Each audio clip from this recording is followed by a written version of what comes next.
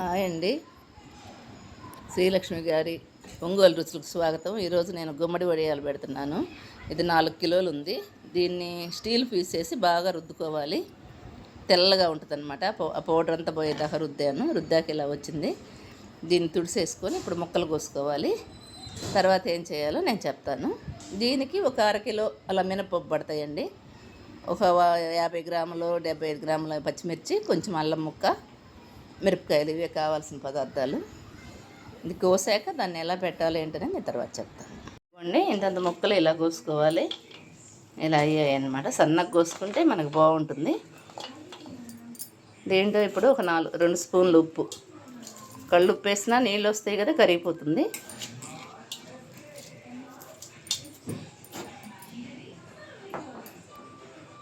ఒక full spoon పసుపు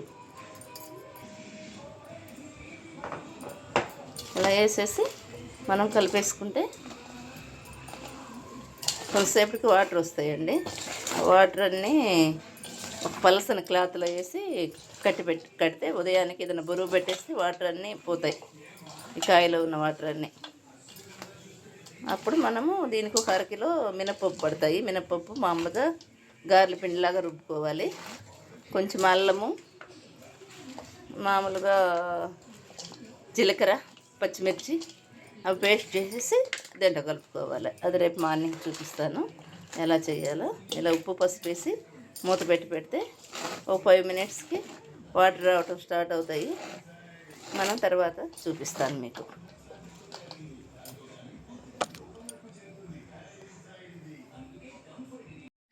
5 నిమిషాలు అయిందండి. ఇప్పుడు ఈ ముక్కలన్నీ మనం చిల్లర గిన్నెలో క్లాత్లో పోసుకోవాలి. అన్నీ ఇలా పోసేసి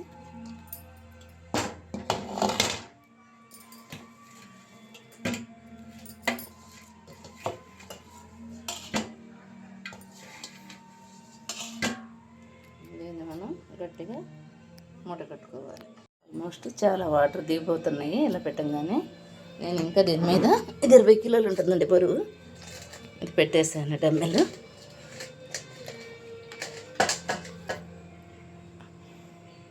ఇవ్వండి, అరకిలో మినపప్పు కూడా నానబెట్టుకుంటున్నాను. నైటే నానబెట్టుకోవాలి. ఉదయం గారెల పిండిలాగా రుబ్బుకోవాలి. దీంట్లోనే పచ్చిమిరపకాయలు, అల్లం వేసి రుబ్బేసుకొని మనం ఆ ముక్కలు తీసి కలపాలండి. ఇవ్వండి, తెల్లారికి ఇలా నీళ్ళన్నీ వచ్చేస్తాయి. ఈ కొన్ని అయిపోతాయి. గుమ్మడికాయ ముక్కలు, అల్లం, పచ్చిమిర్చి, ఉప్పు, 3 మిర్చిలు వేసుకోవాలి. గుమ్మడికాయ ముక్కలు ఇలా వస్తాయండి. ఇప్పుడు మనం దీంట్లో జీలకర్ర కొంచెం, ఒక స్పూన్ జీలకర్ర, పచ్చిమిరపకాయలు, అల్లం ఇందాక చూపించాను కదా మీకు, 2 పేస్ట్ చేసినవి.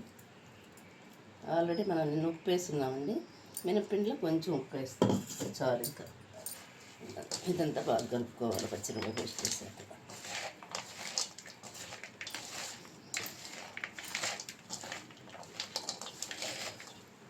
అరకిలో మినపప్పు రుబ్బి పెట్టుకున్నాను.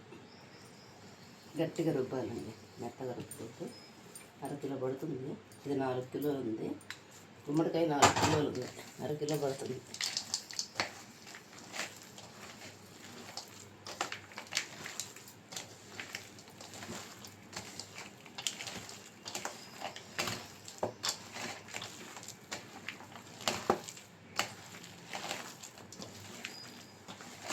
ఇది మీరు ఇలా కలిపేసాక ఉప్పు చూసుకుని తెలుస్తుందండి. కొంచెం తక్కువ ఉన్నట్టయితే ఎండేసరికి కరెక్ట్గా సరిపోద్ది. వడియాలైనా, గుమ్మడికాయ వడియాలైనా, మామూలు పిండి వడియాలైనా ఉప్పు మనము ఉడకబెట్టినప్పుడు తక్కువ ఉంటుందండి. ఎండేసరికి సరిపోతుంది.